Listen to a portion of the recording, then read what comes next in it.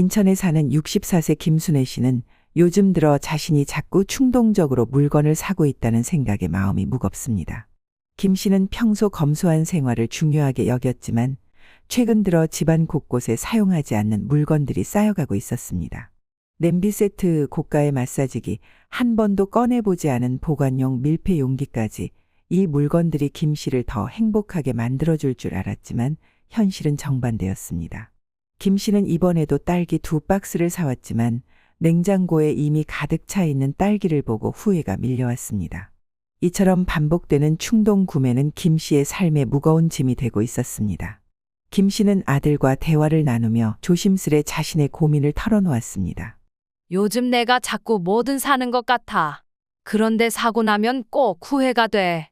진짜 필요한 걸 산 건지도 모르겠고 돈만 나가고 남는 건 없는 기분이야. 아들은 김 씨를 걱정스럽게 바라보며 질문했습니다.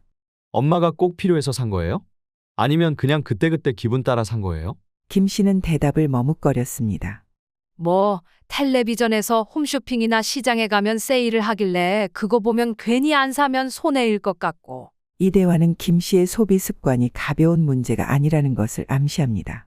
김 씨는 소비를 통해 순간적인 만족감을 얻지만 결과적으로 더 큰 공허함과 후회를 느끼고 있었습니다. 김 씨의 이야기는 노년층이 흔히 겪는 소비 문제를 보여줍니다. 실제로 충동적인 소비는 노년층에게 특히 더 심각한 문제로 작용할 수 있습니다. 외로움과 공허함을 느낄 때 물건을 사는 행동이 순간적인 위안을 줄 수 있지만 이런 소비는 종종 후회로 이어지곤 합니다. 엄마, 그럼 혹시 그 물건들이 정말 필요했는지 생각해 보셨어요? 아들은 김 씨의 상황을 이해하면서도 문제의 원인을 찾으려 애썼습니다. 김 씨는 깊이 생각한 후 대답했습니다. 필요할 것 같아서 산 건데 사실 집에 비슷한 게 이미 있더라고. 아들은 고개를 끄덕이며 말했습니다. 홈쇼핑은 그렇게 만드는 게 목적이에요. 방송에서는 꼭 필요할 것처럼 얘기하지만 막상 사보면 없어도 되는 경우가 많죠. 이러한 대화는 단순히 김 씨 개인의 문제가 아니라 한국 사회에서 노년층이 직면하는 소비 문제를 보여줍니다. 실제 조사에 따르면 50대 이상 소비자 중 37% 이상이 충동 구매 경험을 한 적이 있다고 답했으며 그중 상당수가 구매 후 후회했다고 합니다.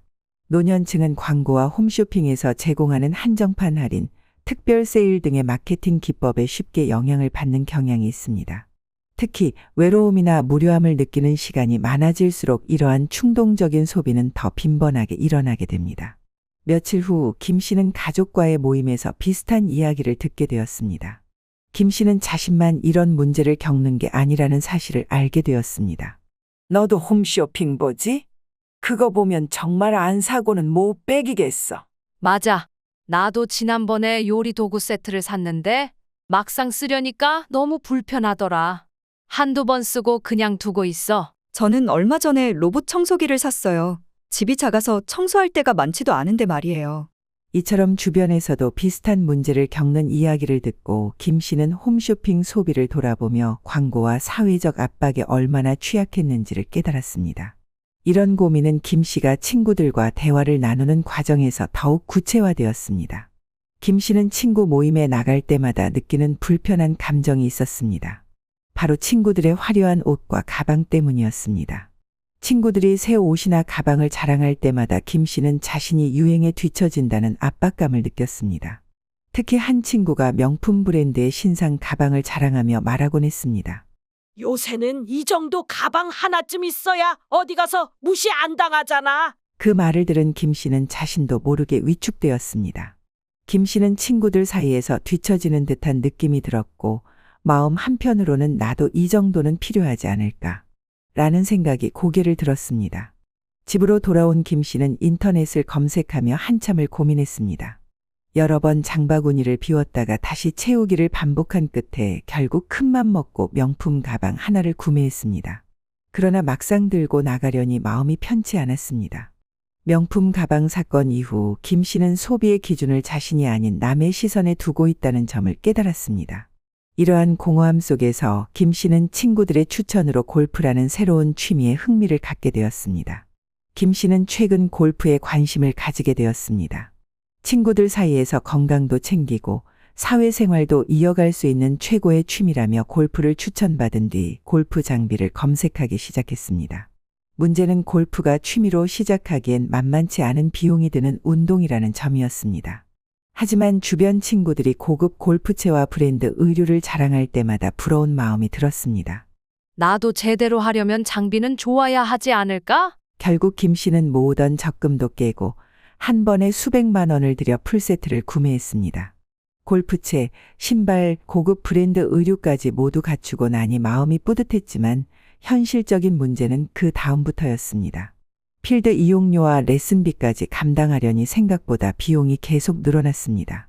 몇 번 필드에 나간 뒤 김 씨는 골프채를 방 한쪽에 세워두고 말았습니다. 내 아까운 돈.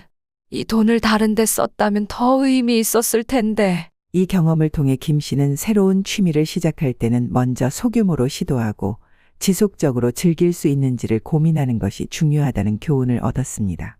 골프채를 방 한쪽에 세워두며 느낀 공허함은 김 씨로 하여금 소비의 의미를 다시 생각하게 만들었습니다. 결국 김 씨는 손주들과의 시간을 보내는 것이 진정한 행복임을 깨닫고 과도한 소비 대신 그들과의 추억을 쌓는 데 더 많은 가치를 두기로 했습니다. 김 씨는 손주들이 집에 놀러 오는 날이면 항상 신이 나곤 했습니다. 아이들을 위해 새 옷, 장난감, 간식 등을 준비하는 것은 김 씨에게 큰 기쁨이었습니다. 하지만 시간이 지나면서 김 씨는 과도한 소비가 진정한 행복을 가져다 주지 못한다는 사실을 점차 깨닫게 되었습니다. 할머니, 이 장난감 요즘 친구들 사이에서 인기래요. 라는 말에 김 씨는 큰돈을 들여 최신 장난감을 사주곤 했습니다.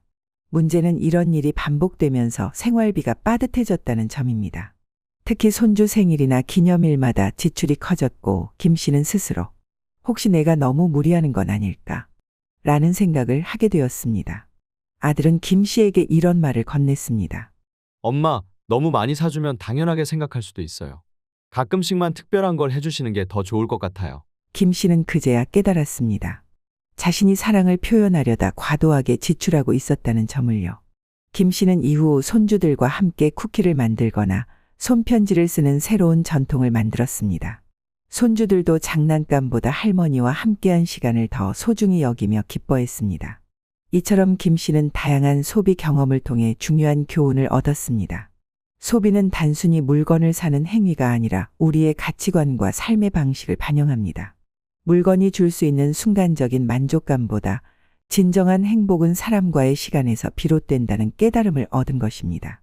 김 씨는 이제 소비를 결정하기 전에 한 번 더 고민하고 물건보다는 사람과의 시간을 더 소중히 여기기로 마음먹었습니다. 며칠 동안 아들은 김 씨에게 도움이 되기 위해 많은 고민을 하였고 좋은 방안이 떠올랐습니다. 좋은 생각이 났어요. 한 달 동안 소비 내역을 정리해보면 어떨까요?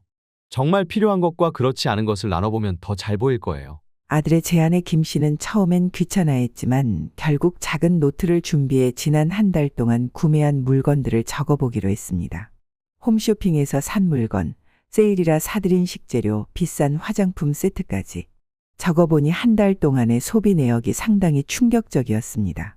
한 달 동안 구매한 물건들 중 절반 이상이 충동적으로 산 것이었고 그중 대부분은 제대로 사용되지 않고 방치되어 있었습니다. 특히 홈쇼핑에서 구매한 물건들이 가장 큰 비중을 차지했으며 식재료 중에서도 일부는 상해서 버려진 경우가 많았습니다. 대체 이걸 다 어디에 쓰려고 샀을까? 라는 생각이 들며 김 씨는 자신이 얼마나 불필요한 소비를 반복해왔는지 깨달았습니다. 이렇게 김 씨처럼 불필요한 소비를 반복하시는 분들에게 몇 가지 실질적인 해결 방법을 알려드리겠습니다. 첫 번째, 구매 전 하루 동안 고민하기. 충동 구매를 줄이는 가장 쉬운 방법은 시간을 두고 생각하는 것입니다. 물건을 바로 사지 않고 하루 정도 지나 다시 필요한지 고민하면 대부분의 경우 사지 않아도 된다는 결론에 이릅니다. 두 번째, 리스트 작성 후 장보기. 시장이나 마트에 갈 때는 반드시 필요한 물건만 적어가고 계획에 없는 물건은 사지 않도록 해야 합니다. 세 번째, 홈쇼핑과 세일 광고 피하기. 유혹을 줄이는 가장 간단한 방법은 애초에 광고를 보지 않는 것입니다. 텔레비전을 꺼놓거나 산책을 나가면서 시간을 보내는 것도 좋은 대안입니다. 네 번째, 친구와 함께 소비 습관 점검하기. 비슷한 고민을 가진 친구와 함께 소비 패턴을 점검하고 서로 조언을 주고받는 것도 효과적입니다. 또한 행복하고 안정적인 노후를 위해 피해야 할 소비 습관 5가지를 알려드리겠습니다. 첫 번째, 충동적인 홈쇼핑 구매. 홈쇼핑은 간편하게 물건을 살 수 있는 편리한 채널이지만 광고 문구에 쉽게 넘어가기 쉽습니다. 오늘만 할인, 지금 구매 시 특별 사은품 증정. 같은 문구는 소비자에게 강한 압박감을 줍니다. 하지만 구매 전 하루 정도 고민해 본다면 충동적인 결정을 줄일 수 있습니다. 두 번째, 필요 이상으로 식재료 구매. 시장이나 마트에서 1+1 같은 문구에 현혹되어 불필요하게 식재료를 쟁여두는 일이 많습니다. 하지만 이런 식재료는 결국 다 먹지 못하고 상해서 버리게 되는 경우가 많습니다. 필요한 만큼만 구매하고 냉장고를 자주 정리하는 습관을 들이는 것이 중요합니다. 세 번째, 남들에게 보여주기 위한 명품 소비. 체면을 위해 비싼 가방이나 옷을 구매하는 습관은 경제적으로 부담이 될 뿐만 아니라 진정한 만족을 주지 못하는 경우가 많습니다. 물건은 자신의 필요와 편리함을 기준으로 선택하는 것이 중요합니다. 네 번째, 비싼 취미용품 구매. 취미생활은 노후를 풍요롭게 만들어줄 수 있지만 비싼 장비를 구매한 후 꾸준히 사용하지 않는다면 낭비가 될 수 있습니다. 취미를 시작하기 전에 소규모로 시도해보고 지속적으로 사용할 자신이 있을 때 필요한 장비를 구매하는 것이 좋습니다. 다섯 번째, 자녀와 손주를 위한 과도한 지출. 가족에게 무언가를 해주고 싶은 마음은 당연하지만 자신의 재정 상태를 먼저 고려해야 합니다. 특히 자녀나 손주에게 지속적으로 금전적인 지원을 하다 보면 자신의 노후 준비에 문제가 생길 수 있습니다. 가족을 사랑하는 만큼 자신을 돌보는 것도 중요합니다. 김 씨는 이후로 자신의 소비 습관을 바꾸기 위해 꾸준히 노력했습니다. 가장 먼저 시작한 것은 홈쇼핑 채널을 시청하지 않는 것이었습니다. 텔레비전을 켜는 대신 음악을 듣거나 동네를 산책하는 새로운 습관을 들였습니다. 시장에 갈 때는 미리 필요한 물건을 적어가고 그 외의 물건은 사지 않겠다고 스스로 다짐했습니다. 처음에는 이런 변화가 쉽지 않았습니다. 홈쇼핑 방송을 끊었을 때 김 씨는 손이 허전하고 뭔가 놓치는 기분이 들었습니다. 하지만 시간이 지나면서 점점 더 마음이 편해졌습니다. 가장 큰 변화는 남는 돈으로 가족과 시간을 보내는데 사용할 수 있게 된 것이었습니다. 손주들 간식도 사주고 아들네랑 외식할 때 보탤 수 있는 게 더 기쁘다고 생각했습니다. 또한 김 씨는 이러한 작은 변화가 자신과 가족 모두에게 긍정적인 영향을 미친다는 것을 깨닫게 되었습니다. 더불어 친구들과 함께 소비 습관을 점검하는 모임도 시작했습니다. 서로의 소비 패턴을 공유하고 불필요한 소비를 줄이기 위한 조언을 나누는 과정에서 김 씨는 스스로의 소비 패턴을 더욱 객관적으로 볼 수 있었습니다. 여러분도 혹시 자신을 힘들게 하는 소비 습관이 있지 않으신가요? 이번 기회에 소비 내역을 정리하고 불필요한 소비를 줄여보세요. 돈은 우리의 행복을 위해 사용하는 도구일 뿐 우리의 삶을 더 복잡하게 만드는 짐이 되어서는 안 됩니다. 특히 노후를 준비하는 단계에서 소비 습관은 더욱 중요합니다. 불필요한 소비를 줄이고 꼭 필요한 곳에 돈을 사용할 때 삶의 만족감이 더 높아진다는 연구 결과도 있습니다. 돈은 행복의 도구이지 목적이 아니다.